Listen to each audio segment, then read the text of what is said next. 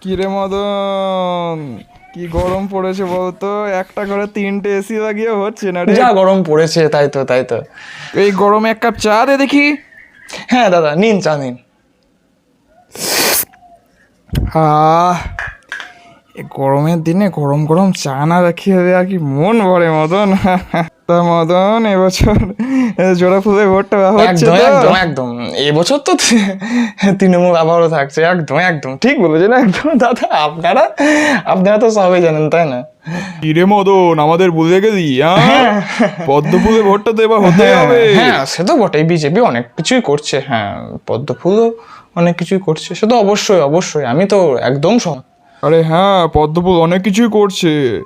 এবার পশ্চিমবঙ্গে পদ্মফুলই আসবে, বুঝলি কি না? ওরা আর পাবে না, এবার পদ্মফুলই সে তো আসবে, বটেই, সে তো বুঝলি বটেই, তো? সে তো বটেই।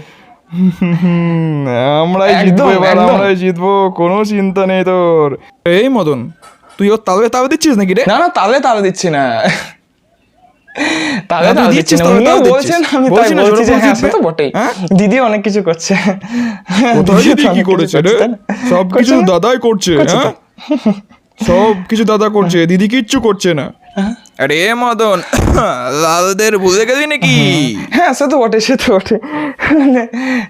লাল তো এককাল অনেক কিছুই করেছে। হ্যাঁ, লালরাই তো সব কিছু করলো রে। হ্যাঁ, লালই তো সব করলো।